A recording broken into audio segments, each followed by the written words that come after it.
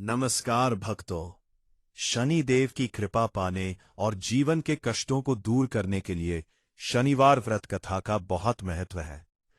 आज के इस वीडियो में हम पूरी श्रद्धा के साथ इस पावन कथा का श्रवण करेंगे। वीडियो को अंत तक जरूर देखें, क्योंकि अधूरा ज्ञान कभी फलदायी नहीं होता।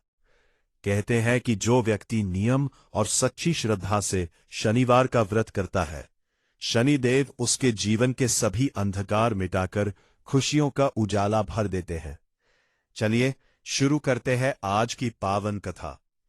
भक्तों, अगर आपको ये कथा पसंद आई हो तो इस वीडियो को लाइक करें और अपने प्रियजनों के साथ शेयर करना ना भूलें, ताकि उन्हें भी शनिदेव का आशीर्वाद मिले। ऐसे ही धार्मिक वीडियो और कथाओं के लिए हमें अभी फॉलो करें। जय शनिदेव। शनिवार व्रत के बारे में। शनिवार का व्रत ग्रह दोषों से मुक्ति दिलाता है। शनि की 7.5 खत्म होती है और आप अपने जीवन में आगे बढ़ते रहते हैं। मगर क्या आपको शनिवार व्रत के पीछे की कहानी मालूम है?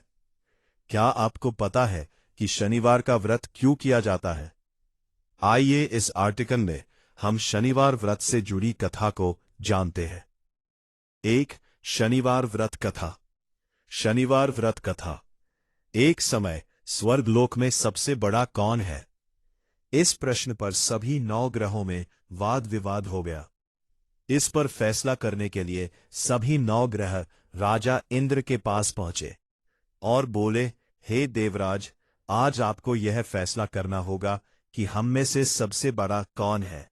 ये प्रश्न सुन देवराज इंद्र उलझन में पड़ गए और उन्होंने इस पर फैसले को लेकर असमर्थता जताते हुए सभी नवग्रहों को पृथ्वीलोक के राजा विक्रमादित्य के पास जाने का सुझाव दे दिया।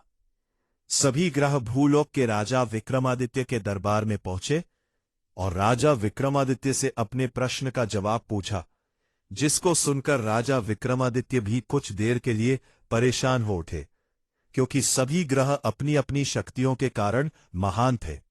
किसी को भी छोटा या बड़ा कहना उनके लिए परेशानी का कारण बन सकता था। तभी अचानक राजा विक्रमादित्य को एक उपाय सूझा और उन्होंने अलग अलग धातुओं जैसे सोना, चांदी, कांसा, तांबा, सीसा, रांगा, जस्ता, अभ्रक और लोहे के 9 आसन बनवाए। सबसे आगे सोना और सबसे पीछे लोहे के आसन को रखा गया। राजा ने सभी देवताओं को अपने अपने आसन पर बैठने को कहा। राजा विक्रमादित्य ने कहा, जो जिसका आसन हो ग्रहण करे। जिसका आसन पहले होगा वो सबसे बड़ा और जिसका आसन बाद में होगा वो सबसे छोटा होगा। चूंकि लोहे का आसन सबसे पीछे था, इसलिए शनिदेव समझ गए कि राजा ने मुझे सबसे छोटा बना दिया है। इस फैसले से शनिदेव नाराज होकर बोले, हे राजन, तुमने मुझे सबसे पीछे बिठाकर मेरा अपमान किया है। तुम मेरी शक्तियों से परिचित नहीं हो।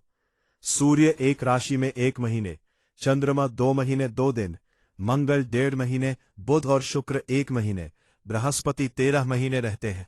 लेकिन मैं किसी भी राशि पर 2.5 वर्ष से लेकर 7.5 वर्ष तक रहता हूं।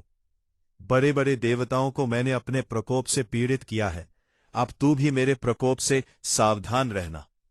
इस पर राजा विक्रमादित्य कहा, जो कुछ भाग्य में होगा देखा जाएगा। कुछ समय बाद जब राजा विक्रमादित्य पर 7.5 की दशा आई तो शनिदेव ने घोड़े के व्यापारी का रूप धारण किया और बहुत से घोड़ों के साथ विक्रमादित्य की नगर पहुंचे। राजा विक्रमादित्य उन घोड़ों को देखकर एक अच्छे से घोड़े को अपनी सवारी के लिए चुनकर उस पर चढ़े।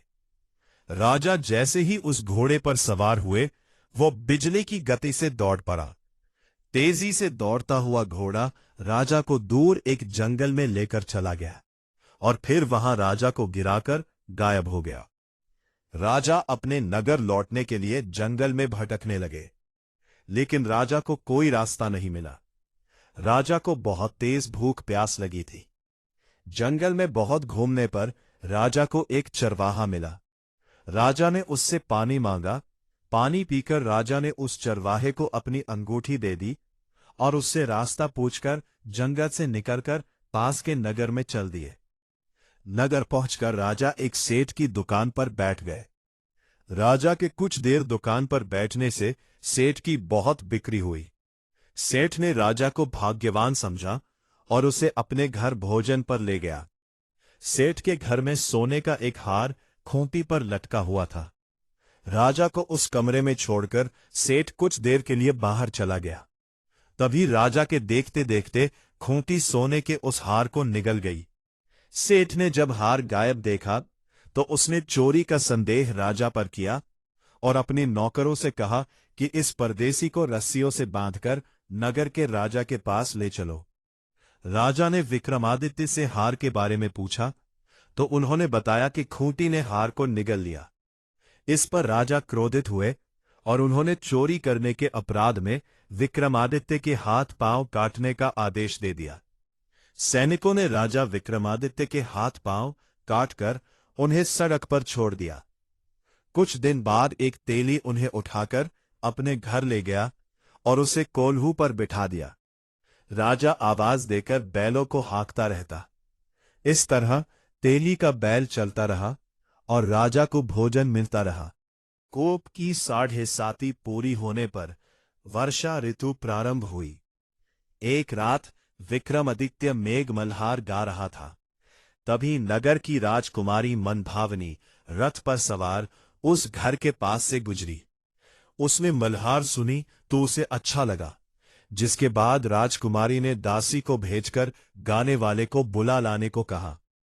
दासी लौटकर राजकुमारी को बताया कि वह अपंग है, लेकिन राजकुमारी उसके मेघ मल्हार से मोहित हो गई थी, जिसके बाद सब कुछ जानते हुए भी उसने अपंग से विवाह करने का निश्चय किया। राजकुमारी ने अपने माता पिता से जब यह बात कही तो वह हैरान रह गए। उन्होंने राजकुमारी को बहुत समझाया, लेकिन राजकुमारी ने जिद नहीं छोड़ी और प्राण त्याग देने की बात कही। आखिरकार राजा रानी ने विवश होकर अपंग विक्रमादित्य से राजकुमारी का विवाह कर दिया। विवाह के बाद राजा विक्रमादित्य और राजकुमारी तेली के घर में रहने लगे। एक रात स्वप्न में शनिदेव ने राजा से कहा, राजा, तुमने मेरा प्रकोप देख लिया। मैंने तुम्हें अपने अपमान का दंड दिया है।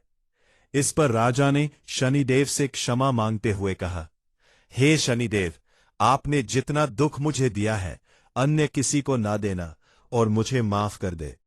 इस पर शनिदेव ने कहा, राजन, मैं तुम्हारी प्रार्थना स्वीकार करता हूं। जो कोई स्त्री पुरुष मेरी पूजा करेगा, कथा सुनेगा, जो नित्य ही मेरा ध्यान करेगा, चींटियों को आटा खिलाएगा, वह सभी प्रकार के कष्टों से मुक्त होता होगा और उसकी सब मनोकामना पूर्ण होंगी। अगले दिन प्रातःकाल राजा विक्रमादित्य की नींद खुली तो अपने हाथ पांव देखकर राजा को बहुत खुशी हुई। उन्होंने मन ही मन शनिदेव को प्रणाम किया। राजकुमारी भी राजा के हाथ पांव सलामत देखकर आश्चर्य में डूब गई। तब राजा विक्रमादित्य ने अपना परिचय देते हुए शनिदेव के प्रकोप की सारी कहानी सुनाई। इधर जब सेठ को इस बारे में पता चला तो वो दौड़ता हुआ आया और राजा विक्रमादित्य के चरणों में गिरकर क्षमा मांगने लगा। राजा विक्रमादित्य ने उसे क्षमा कर दिया, क्योंकि वो जानते थे कि यह सब तो शनिदेव के प्रकोप के कारण हुआ था। सेठ राजा विक्रमादित्य को पुनः अपने घर ले गया और उसे भोजन कराया। भोजन करते समय वहां सबके सामने उसी खूंटी ने हार उगल दिया।